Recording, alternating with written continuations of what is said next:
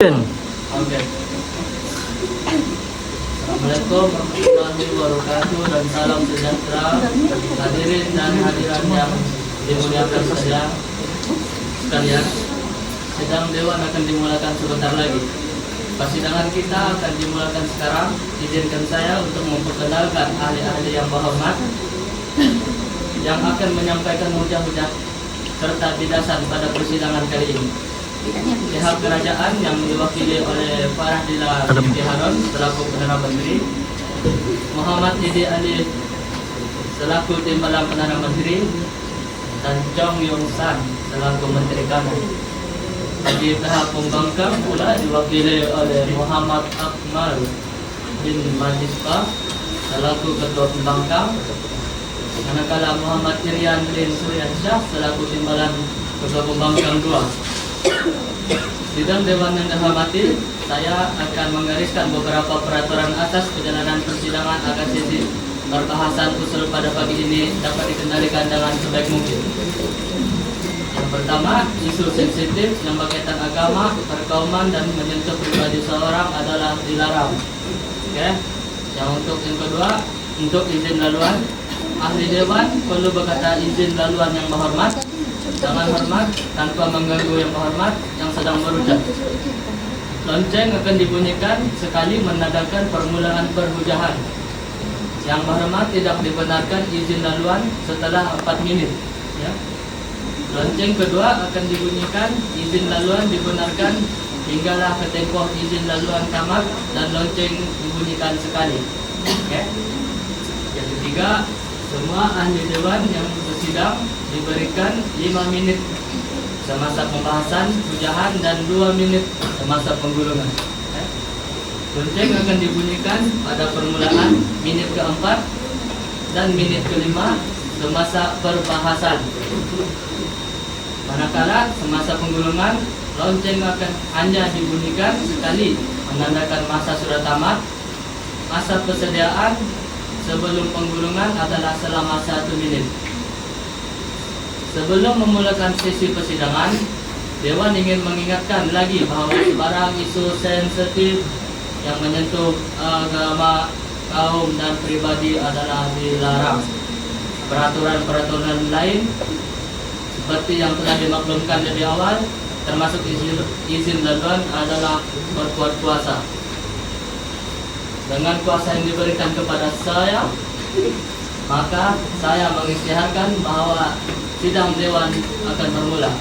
Sidang Dewan yang dihormati, dengan usul kerja tetap atau kerja kontrak lebih baik untuk masa depan, pihak Dewan dengan sukacita mempersilakan yang amat berhormat Perdana Menteri untuk mengemukakan usul dan hujah-hujah. Silakan. Terima kasih yang berhormat. Assalamualaikum, salam sejahtera dan salam Malaysia Madani. Yang berhormat Tuan Yang Dipertua, penjaga masa. Yang berhormat Tuan Yang Dipertua, penjaga masa, barisan rakan kerajaan, barisan pihak pembangkang yang saya hormati, dan para hadirin yang dirahmati Allah Subhanahu wa taala sekalian. Saya Farahdila binti Harun selaku Perdana Menteri dan Ketua Pasukan Kerajaan hari ini ingin tampil membawa hujah yang tegas dan jelas bahawa kerja tetap adalah lebih baik untuk masa hadapan berbanding daripada pekerjaan kontrak. Sebelum saya memulakan hujah saya, izinkan saya untuk merangkapkan serangkap pantun. Naik perahu di waktu senja, air tenang tiada berombak. Kerja tetap jamin sejahtera, hidup teratur, rezeki tiada goyang. Yang berhormat, hari ini dalam pembahasan kerja tetap atau kerja kontrak lebih baik untuk masa depan, saya dengan penuh yakin dan berani untuk mengatakan hal ini kerana kerja tetap merupakan satu bentuk pekerjaan yang diambil oleh majikan tanpa ada tempoh pekerjaan. Manakala pekerjaan kontrak pula merupakan satu bentuk pekerjaan yang diambil oleh majikan dengan adanya tempoh pekerjaan. Sebagai contoh, 1 bulan, 6 bulan 1 tahun ataupun sehingga tamat pekerjaan kontrak. Berikut merupakan hujah yang saya akan bawa. Yang pertama ialah peluang kenaikan pangkat dan pembangunan kerjaya. Pekerjaan kontrak ini, pekerjaan tetap ini lebih mudah untuk mendapatkan peluang kenaikan pangkat dan pembangunan kerjaya yang lebih luas. Hal ini kerana tuan yang dipertua, peluang pekerjaan tetap memberikan peluang yang lebih luas berbanding pekerjaan kontrak. Kerana pekerjaan tetap merupakan, majikan menganggap seorang pekerja tetap merupakan satu aset ataupun pelaburan jangka masa panjang bukan saya, oleh majikan.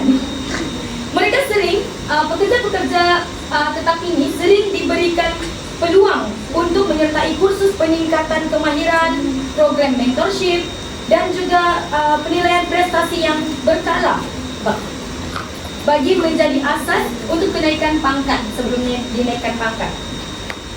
Tambahan pula, struktur organisasi dalam sektor pekerjaan tetap juga biasanya merangkumi junior dan senior, di mana organisasi mempunyai setiap peringkat untuk menjadi jawatan yang tertinggi.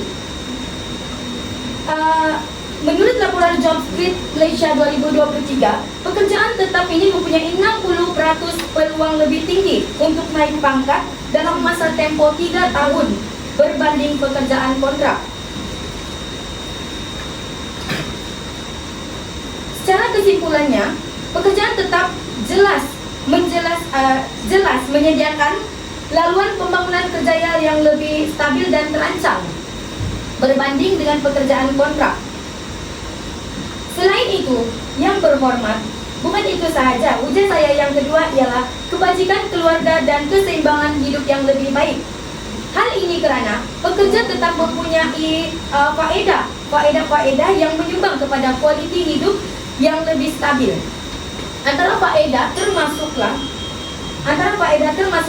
insurans kesihatan, skim pension seperti KWSP dan Perkeso serta jaminan sosial.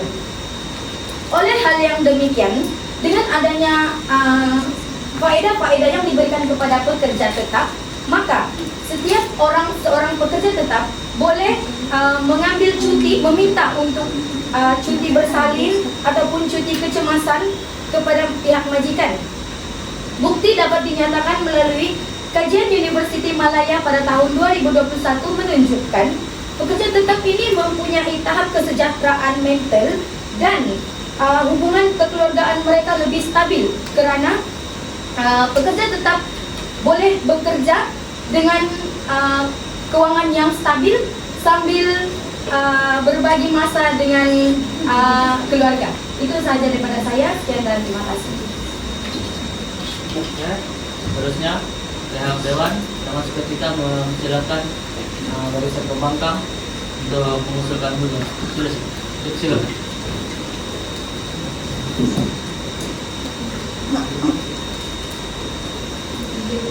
Assalamualaikum dan salam sejahtera. Salam Malaysia Madani. Sebelum saya memberikan hujah saya, yang hormat, izinkan saya membidas hujah daripada pihak kerajaan ini Perdana Menteri untuk menyatakan bahawa pekerjaan tetap lebih baik kerana kononnya menjamin peluang kenaikan pangkat dan pembangunan kerjaya.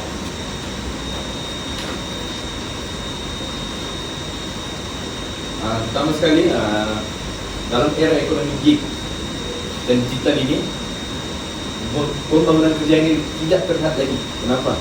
Kepada struktur tradisional organisasi tetap. Pekerja kontrak ini aktif membina portfolio melalui pengalaman berbagai projek syarikat dan industri. Ini menjadikan mereka lebih versatile atau lebih berdaya untuk mendapatkan sebuah kerja di masa akan datang. Itu yang pertama. Kedua, struktur kenaikan pangkat ini dalam pekerjaan tetap selalunya lamban, birokratik dan bergantung kepada seniority. Okey, itu maksudnya sebaliknya pekerja kontrak ini boleh menunjukkan prestasi dan terus mengambil projek atau peranan yang besar tanpa perlu menunggu giliran atau terikat dengan dasar dalaman. Ini mempercepatkan hubungan kerja secara langsung. Sebagai contoh, dalam industri kreatif dan teknologi seperti animasi, pembangunan perusahaan, dan pemasaran digital. Lama informasional bebas atau kontrak yang mencapai tahap kepakaran tinggi dan dikenal secara global dalam tempoh singkat, sesuatu yang sudah dicapai dalam laluan tetap yang kaku. Kesimpulan yang hormat, pekerjaan kontrak memberi kawalan penuh kepada individu untuk mengatur alat tuju kerja mereka dengan fleksibiliti, pendidikan luas, dan pertumbuhan berdasarkan merit, dan bukan kepada seniority. Inilah bentuk pembangunan kerjaya modern yang lebih relevan hari ini. Sekadar itulah penjelasan daripada saya. Namun saya ada beri dua hujah daripada saya itu daripada pangkat. Yang pertama, pada era pasca ekonomi dan revolusi industri 4.0 ini, struktur pekerjaan tradisional semakin goyah, lalu muncullah bentuk pekerjaan yang lebih anjal dan dinamik, yaitu pekerjaan kontrak.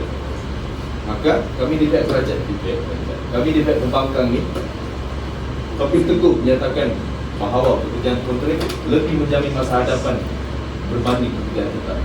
Untuk ujian yang pertama ialah pekerjaan kontrak ini mempunyai rakan kerja yang lebih fleksibiliti.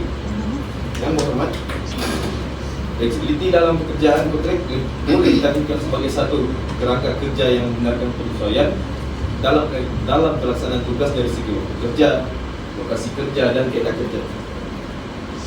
Ini merangkumi bentuk pekerjaan seperti kerja separuh masa, kerja dari rumah, waktu kerja anjal, dan lain-lain. Yang berhormat, izinkan saya mencela.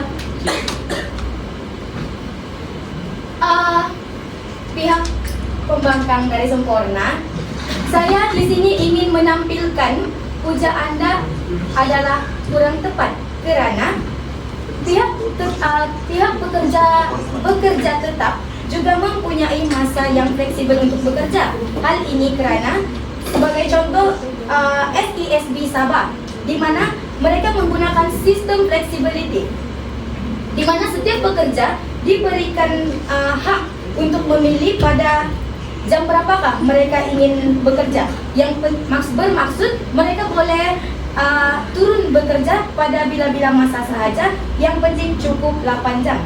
Selain daripada itu, seorang guru tabika, di mana guru tabika ini merupakan pekerja tetap, namun dalam masa yang sama dia juga guru tabika ini juga boleh menjual.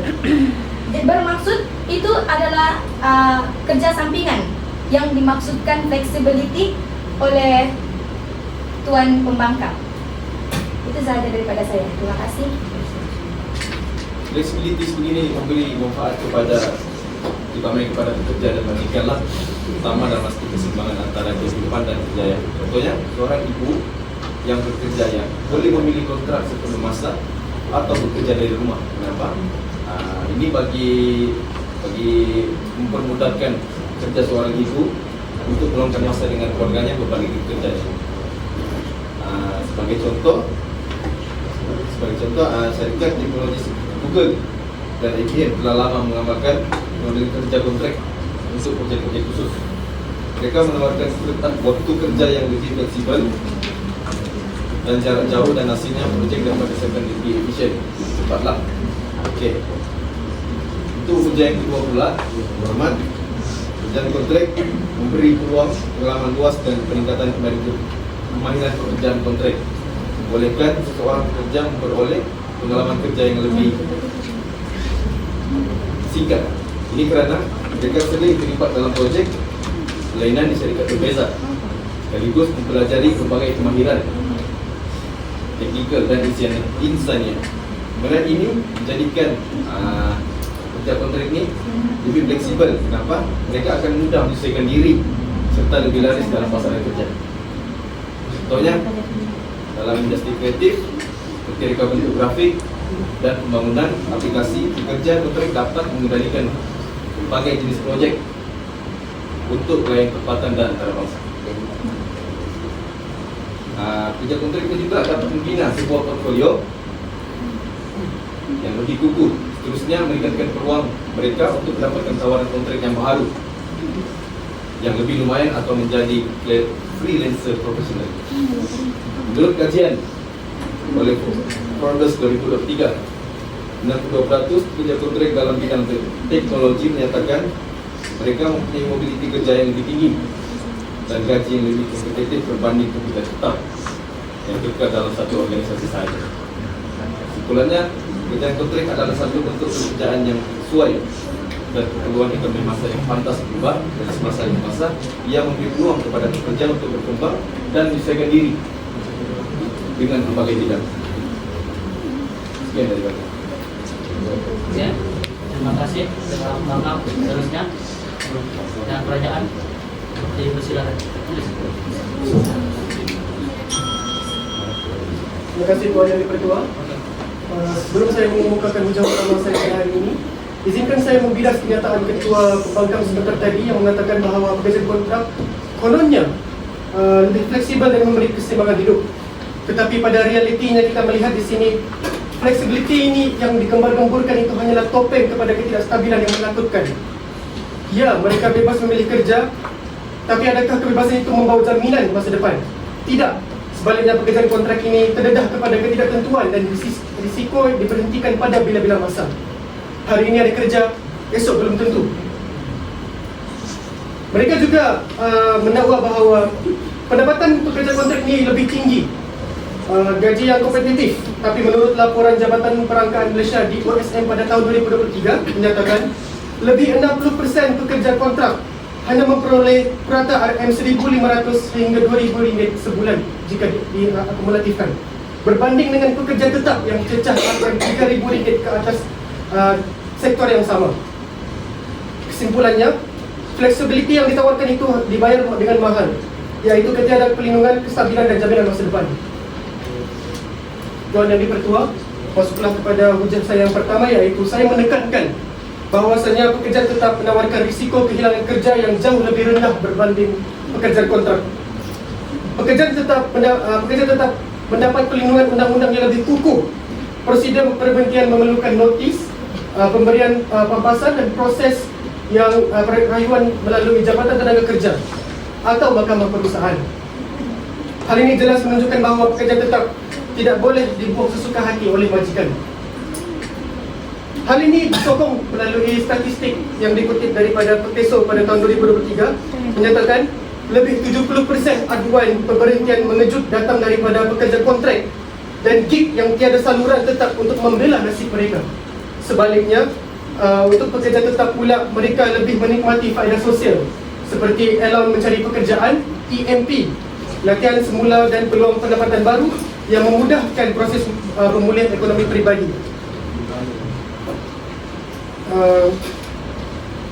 Contohnya, syarikat-syarikat besar seperti Petronas dan Nedeng mengamalkan dasar retention yang melindungi pekerja tetap walaupun berlaku penyusunan dalaman. Pekerja kontrak pula, mereka sering menjadi mangsa pertama apabila berlakunya pengurangan bajet atau penambatan projek. Maka dengan itu, pekerja tetap lebih jelas stabil dan mapan dan sesuai untuk perancangan hidup jangka panjang, seperti membeli rumah, merancang keluarga dan mencapai kestabilan emosi serta kewangan. Lebih dari itu, kestabilan pekerjaan tetap ini juga memberi ruang kepada pekerja untuk merancang masa depan dengan lebih yakin, tanpa bimbang akan dibuang kerja secara tiba-tiba. Mereka mampu menjalani kehidupan dengan aman dan sejahtera, bebas tekanan dan menumpukan sepenuh perhatian kepada pembangunan kerjaya serta kesejahteraan keluarga. Ini adalah asas kepada masyarakat yang kukuh dan ekonomi yang berkembang. Tuan Yang Dipertua, masuk kepada hujah kedua saya menyentuh aspek psikologi dan budaya kerja.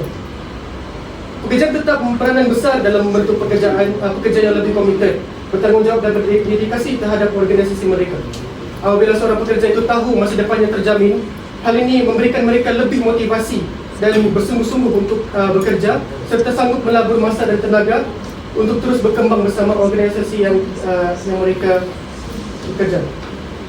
Hal ini disokong dengan kajian oleh UKM pada tahun 2022 mendapati bahawa 88% pekerja tetap merasa dihargai dan lebih setia, berbanding hanya 46% sahaja pekerja kontrak yang merasa mereka ini penting terhadap organisasi.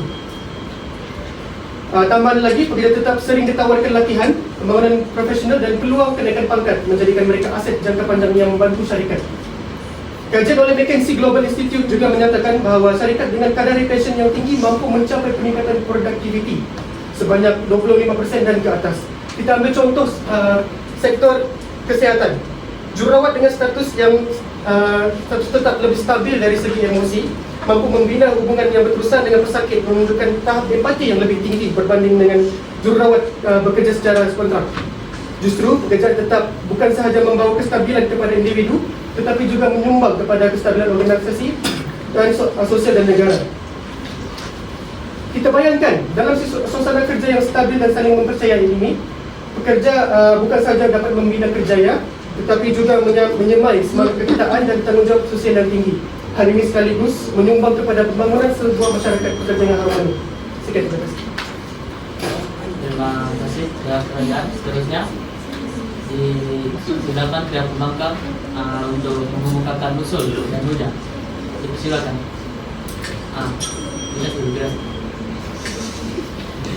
Terima kasih Tuan yang diperkuat. Silakan.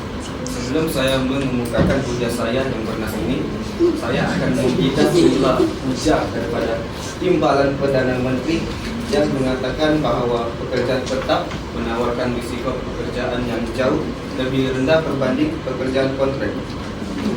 Walaupun kenyataan ini mungkin terasaskan pada pandangan tradisional mengenai kestabilan pekerjaan, tetapi terdapat beberapa aspek yang penting perlu kita pertimbangkan dalam konteks ekonomi dan sosial semasa. Salah satunya ialah kestabilan pekerjaan tetap dalam era perubahan ekonomi. Dalam tempo beberapa tahun kebelakangan ini, kebanyakannya sindikat termasuklah sindikat awam yang telah melaksanakan pengurangan tenaga kerja untuk apa? Untuk meningkatkan kecekapan dan mengurangkan kos. Sebagai contoh, pada Desember tahun 2022, Timbalan Perdana Menteri yaitu Fadila Yusuf telah mengesahkan bahawa kontrak latihan dalam politik dikuatkuasakan serta-merta yang menunjukkan usaha untuk menamatkan tradisi pemberian jawatan sebagai ganjaran untuk sokongan politik. Jadi, putusan ini menunjukkan bahawa pekerjaan tetap dalam sektor awam juga tidak kebal daripada risiko kehilangan pekerjaan. Tuan yang diperkuat, oleh itu saya akan mengemukakan hujah-hujah saya yang ringkas, padat, bernas. Bahwasanya pekerjaan kontrak ini adalah pekerjaan yang lebih baik untuk masa depan berbanding pekerjaan tetap. Hujah saya yang pertama ialah pekerjaan kontrak memberi fleksibilitas dalam pengurusan masa dan kehidupan. Tuan yang dipertua, salah satu kelebihan utama pekerjaan kontrak ialah fleksibilitas masa. Dalam pekerjaan kontrak, individu ini dia mempunyai kawalan ataupun hak terhadap jadwal kerja mereka dan berpeluang memilih projek yang sesuai dengan minat dan kemahiran masing-masing. Ini dapat dibuktikan bahawa dunia pada hari ini sangat mementingkan keseimbangan antara kehidupan pribadi dan kerjaya ini semakin dititik beratkan.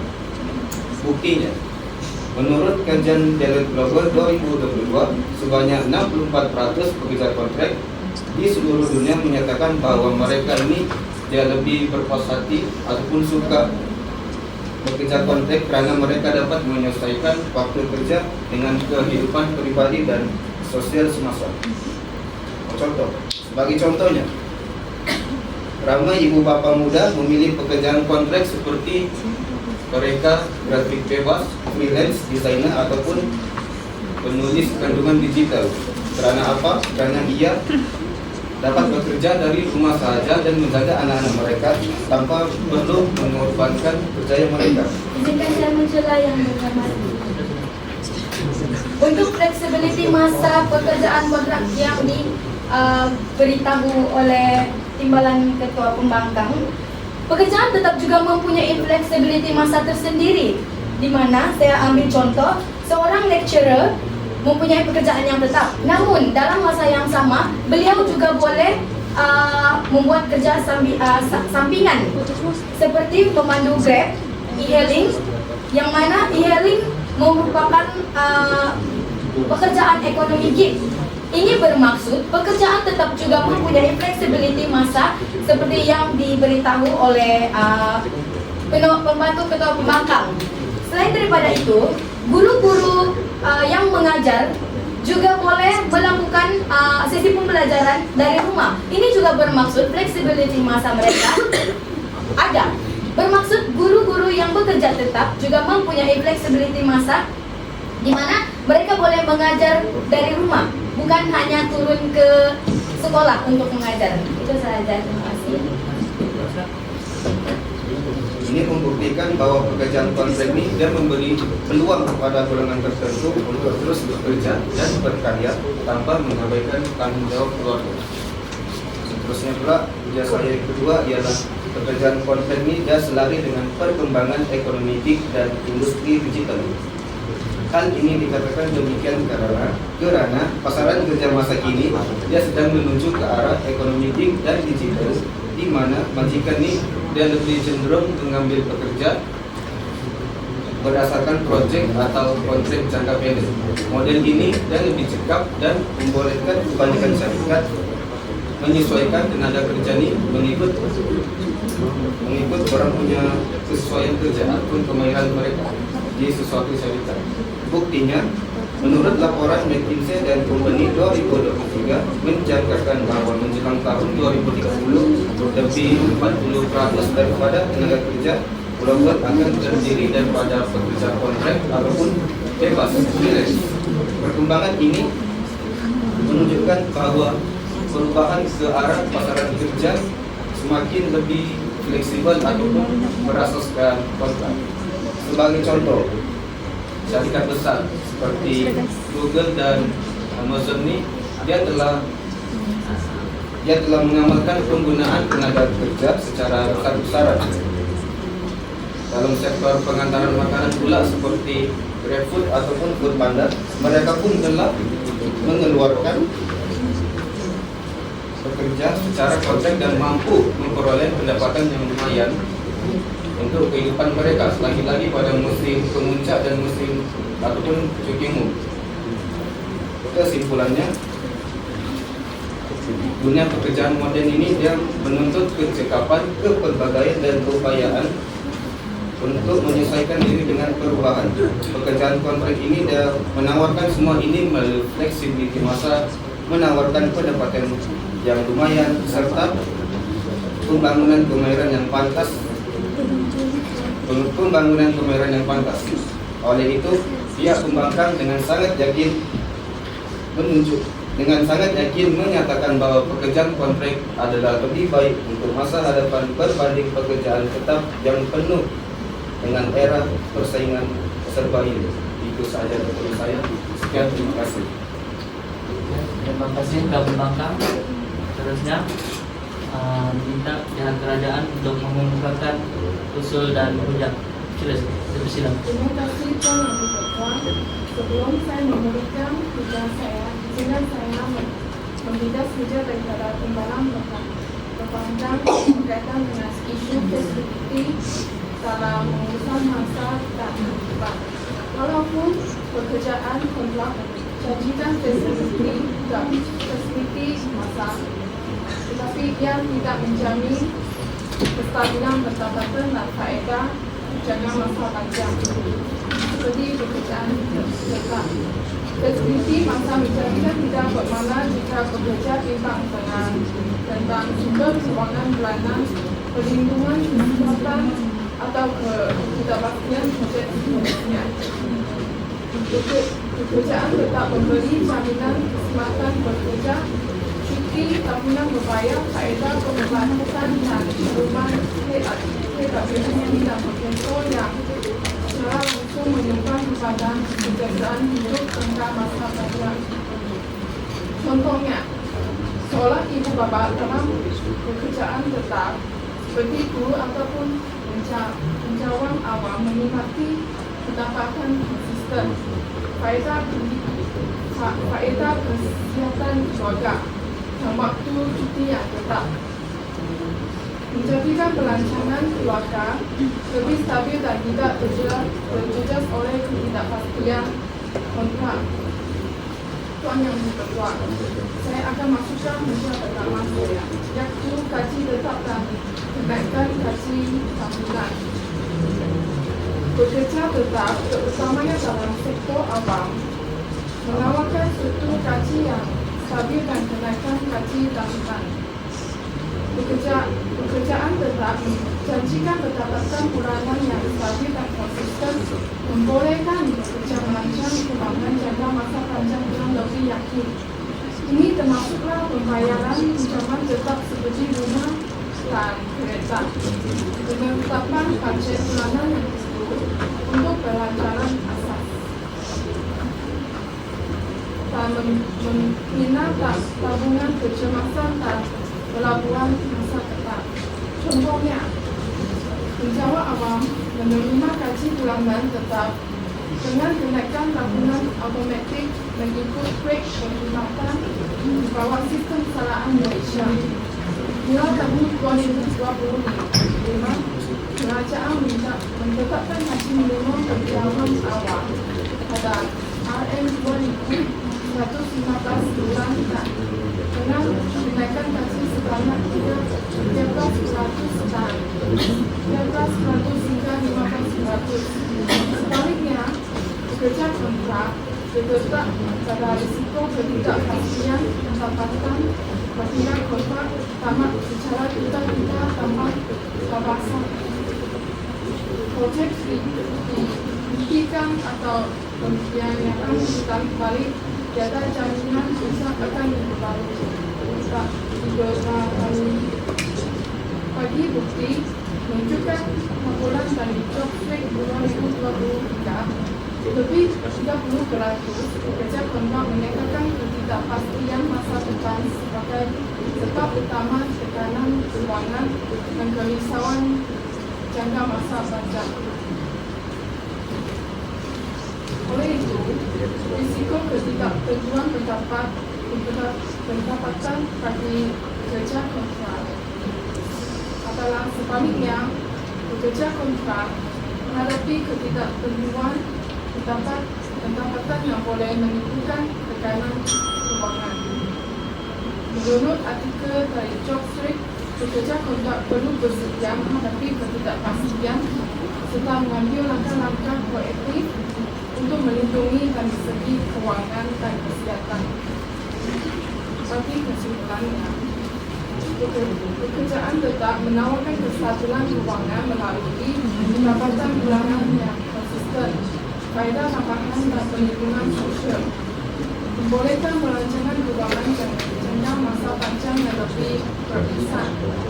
Sebaliknya, pekerjaan kontrak membawa risiko ketidakpastian pendapatan dan tekanan keuangan, menjadikan pulang sesuai bagi mereka yang mencari kestabilan keuangan dalam masa jangka panjang.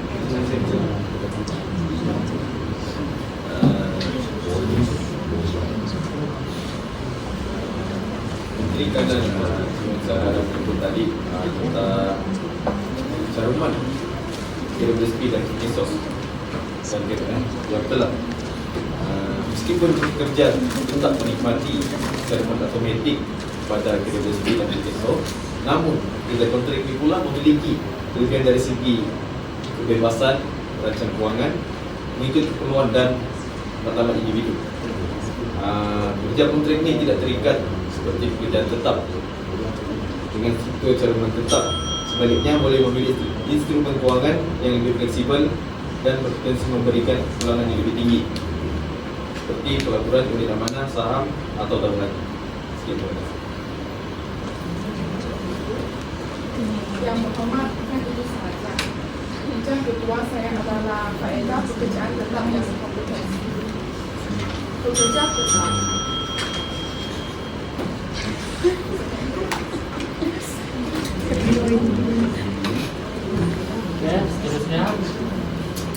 jangan diteruskan dengan penggulungan. Tapi sebelum itu kita akan berehat selama 1 menit sebagai persediaan untuk penggulungan.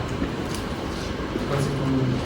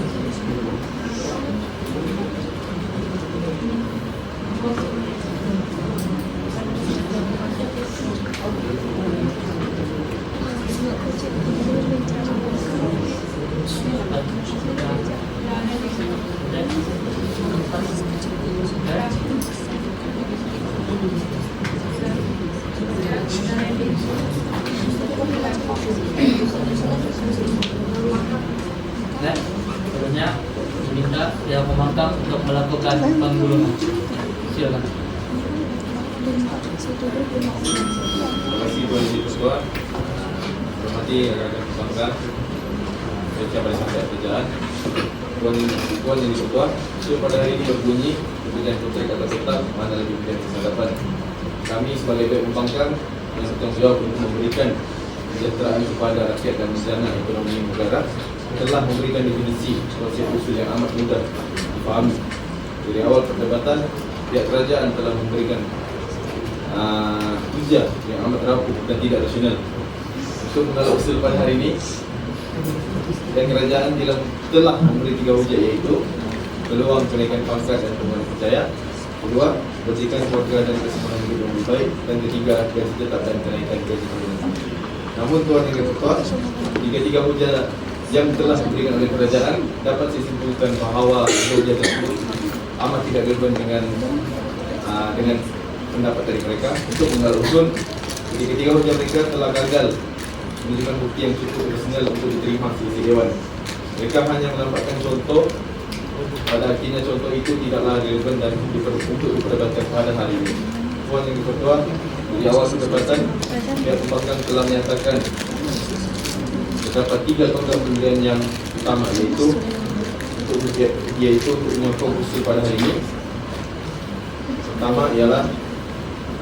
Ujian pertama ialah mempunyai rangka kerja yang flexibility. Kedua, kerjaan kontrak mempunyai pendapatan yang lebih tinggi. Tiga, kerjaan kontrak selari dengan perkembangan ekonomi dan industri digital. Oleh itu, tidak ada lagi keraguan dalam perdebatan ini. Akhirnya, saya dan ahli pembangkang yang bijaksana lebih membentuk integrasi nasional dan seterusnya memacu negara menjadi maju dan bersaing di pasar global. Marilah bersama-sama pihak pembangkang. Sekian, mohon maaf.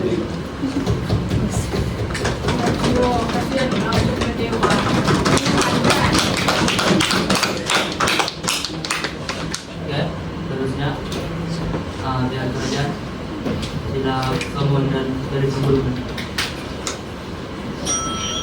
Terima kasih yang terhormat. Sidang Dewan dan hadiran sekalian, seperti yang telah disampaikan oleh pihak pembangkang, di mana isi mereka hanyalah berulang-ulang flexibility masa, pekerjaan kontrak selari dengan perkembangan ekonomi dan peluang pengalaman yang lebih luas serta kemahiran yang lebih banyak. Isi yang berulang-ulang, agak rapuh dan kasihan. Oke? Pekerjaan tetap, peluang kenaikan pangkat, kebajikan keluarga, keseimbangan hidup lebih berkualiti, pekerjaan yang komited, gaji tetap dan kenaikan gaji tidak ada. tidak ada pada pekerjaan kontrak. Pekerja tetap mendapat kelebihan yang ada pada pekerjaan kontrak seperti flexibility masa yang dinyatakan, perkembangan ekonomi gig yang dinyatakan, dan juga peluang pengalaman yang lebih luas melalui kemahiran. Namun, adakah pekerja kontrak mendapat kelebihan-kelebihan yang ada pada pekerjaan tetap? Tidak. Kenapa? Pekerja kontrak tidak mendapat faedah-faedah seperti caruman KWSP, berkeso, dan juga cuti bergaji serta insurans yang ada pada pekerja tetap. Oleh hal yang demikian, yang dipertua Tuan Dewan, saya di sini dengan tegas dan berani mengatakan bahwa pekerjaan tetap merupakan salah satu kerja yang baik untuk masa hadapan jika dibandingkan dengan pekerjaan kontrak. Kenapa? Seperti yang saya katakan tadi, kelebihan yang ada pada pekerja kontrak tidak ada pada pekerja tetap. Namun, kelebihan yang ada pada pekerja tetap tidak ada pada pekerja kontrak. Itu saja daripada saya.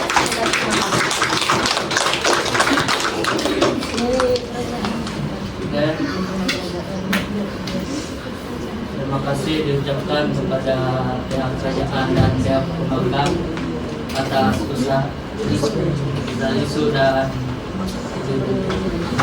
seterusnya. Pihak hadirin diminta untuk mengundi usul dan hujah yang Anda pilih. Sekiranya pihak hadirin ingin setuju dengan usul kerajaan, tolong please angkat tangan. Sekiranya setuju dengan usul kerajaan. Ya, seterusnya, jika pihak hadirin setuju dengan usul pembangkang, please angkat tangan. Oke. Oke, dengan ini persidangan memutuskan yang bahwa pihak kerajaan telah memenangi persidangan.